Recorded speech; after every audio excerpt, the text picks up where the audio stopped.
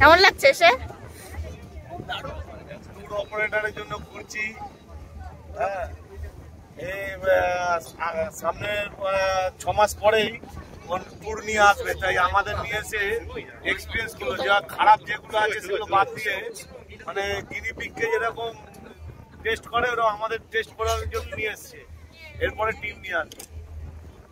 Tour operator hi. Hello everyone, জাপানের নতুন একটি ব্লগে তোমাদের স্বাগত।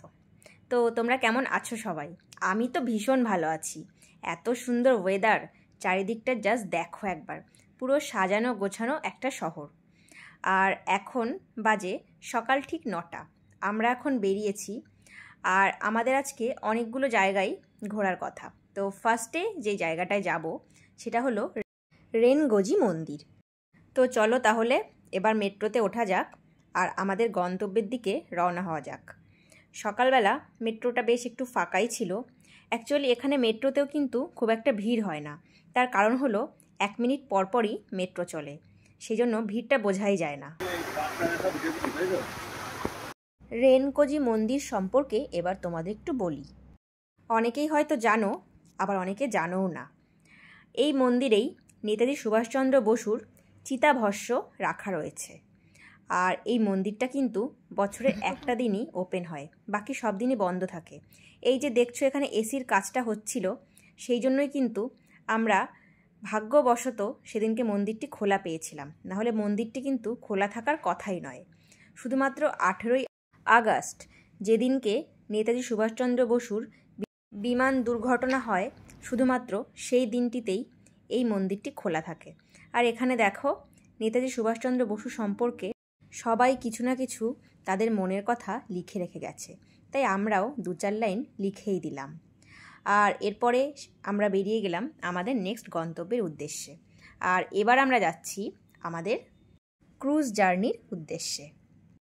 টোকিও ক্রুজ জার্নির টিকিট আমরা অনলাইন বুকিং করেছিলাম। তো তোমরা যদি সেটার ডিটেলস চাও তাহলে ডেসক্রিপশন বক্সটা একবার চেক করে নিও। আমাদের পার হেড খরচা পড়েছিল 4,500 টাকা ইন্ডিয়ান কারেন্সি। আর এই ক্রুজে আমাদের টোটাল টাইম ছিল 40 মিনিটস।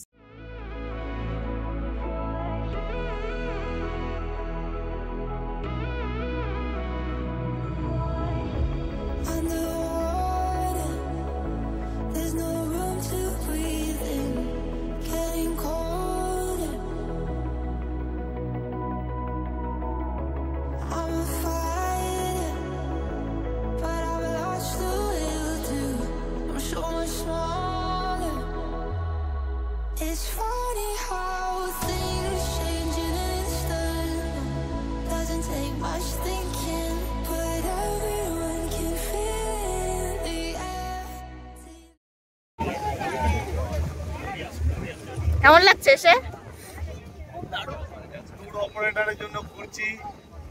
হ্যাঁ, এই সামনে 6 মাস পরেই ট্যুর নিয়ে আসবে, তাই আমাদের নিয়ে এসে এক্সপিরিয়েন্স গুলো যা খারাপ যেগুলো আছে সেগুলো বাদ দিয়ে, মানে গিনিপিগকে যেরকম টেস্ট করে ওরা আমাদের টেস্ট করার জন্য নিয়ে এসছে।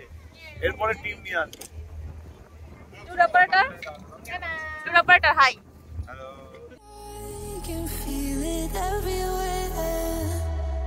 It's funny how things change in an instant. Doesn't take much thinking, but everyone can feel the air. Do you know? Cruise journey complete করে এবার আমরা আসলাম ডাইভার্সিটি টোকিও প্লাজা মলে। আর এখন যেহেতু লাঞ্চ টাইম, সেই জন্য আমরা একটা ইন্ডিয়ান রেস্টুরেন্ট খুঁজছিলাম। তো আমরা এই আমারা বলে রেস্টুরেন্টটায় 2টো থালি অর্ডার দিলাম। আর এই 2টো থালির দাম পড়েছিল 1200 ইয়েন।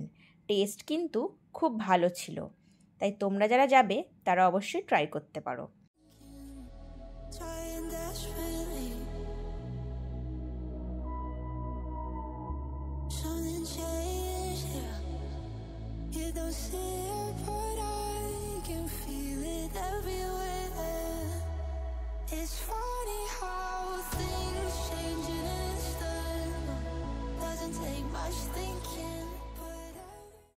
আর এখন কোথায় এসছি তোমরা তো নিশ্চয়ই বুঝেই গেছো।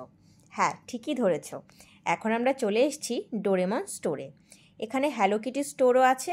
তো ফার্স্টে আমরা যেটা এক্সপ্লোর করব সেটা হলো ডোরেমন স্টোর। আর স্টোরটা কিন্তু বেশ অনেকটা বড়, আর এখানে মোটামুটি ডোরেমনের রিলেটেড সব জিনিসপত্রই পাওয়া যাচ্ছিল।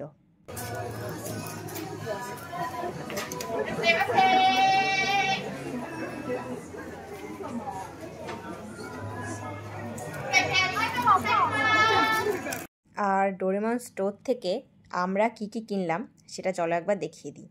এই যে জিনিসটা দেখছো এটা আমরা আমাদের গাড়িতে লাগাবো। আর আরেকটা জিনিস নিয়েছি সেটা হলো একটা চাবির রিং, সেটাও ভীষণ সুন্দর আর কিউট, সেটাও দেখিয়ে দিচ্ছি। এই যে এইটা।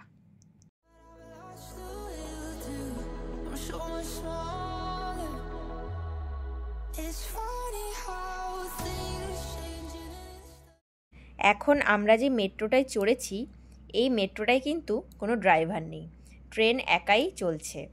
আর আমরা এখন যাচ্ছি পার্পল লাইন ধরে আশাকুশা স্টেশনে, আর সেখানে আমরা সেনসোজি মন্দির দেখতে যাচ্ছি।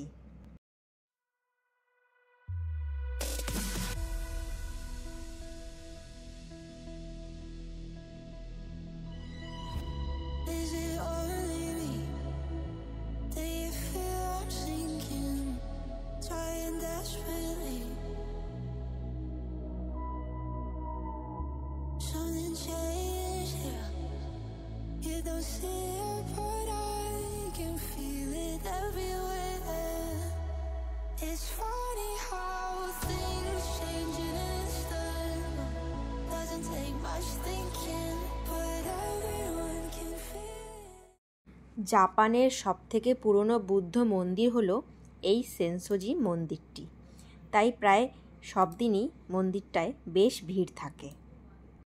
মন্দির ঘুরে এবার আমরা বাইরে আসলাম, আর এবার আমরা একটা আইটেম ট্রাই করব, আর সেটা হলো সফটি আইসক্রিম। সফটি তো অনেকেই আগে পরে খেয়েছো, কিন্তু এটা একটা বিশেষত্ব আছে, এটার ফ্লেভার হলো মাচা ফ্লেভার।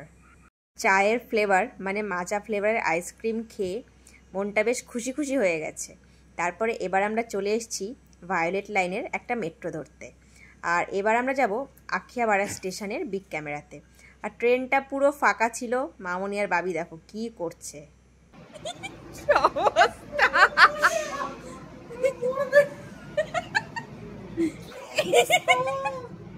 আর এখন আমরা চলে এসেছি বিগ ক্যামেরা স্টোরে, আর এখানে দেখো কাঁকড়া মাছ ভেজে সেগুলো ক্রাঞ্চিভাবে একটা প্যাকেট করা হয়েছে। আর এইগুলো হচ্ছে ঝিনুকের ভেতর যে অংশটা থাকে সেই অংশটা। আর একটা ইনফরমেশান তোমাদের দিই, জাপানে কিন্তু 300রও বেশি ফ্লেভারের কিটক্যাট পাওয়া যায়, আর এটা হচ্ছে সেই ফেমাস মাচা ফ্লেভার। Mixed with Coca-Cola.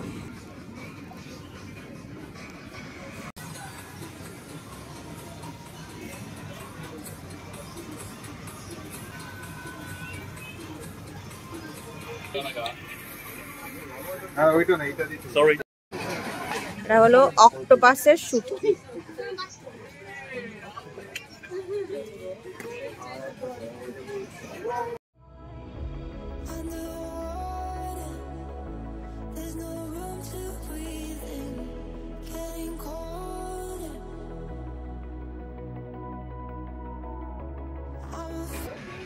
একটা ম্যাজিক দেখাচ্ছি।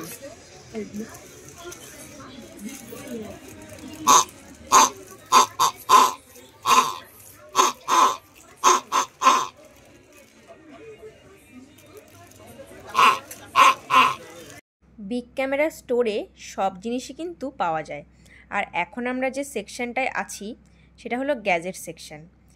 আর আমরা বিগ ক্যামেরা স্টোর ভিজিট করে যতটা বুঝতে পেরেছি, এখানে তোমরা ফোন, ল্যাপটপ, হেডফোন, আইপ্যাড সবই পাবে, কিন্তু প্রবলেমটা হলো ওখানে কিন্তু আমাদের ইন্ডিয়ান মানির থেকে দাম বেশি। মানে আমরা যদি কনভার্ট করি মানিতে তাহলে কিন্তু দাম বেশি দাঁড়াচ্ছে।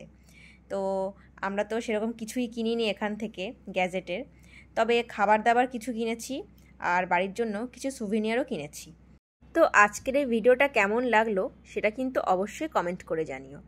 আর ভিডিওটা ভালো লেগে থাকলে প্লিজ এই ভিডিওটায় একটা লাইক করে দিও, আর আমার চ্যানেলটা সাবস্ক্রাইব করে দিও, আর তোমার বন্ধুদের সাথে ভিডিওটা শেয়ার করে দিও।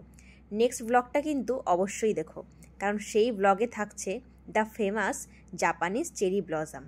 তো দেখা হচ্ছে তাহলে, ততক্ষণ ভালো থেকো, টাটা।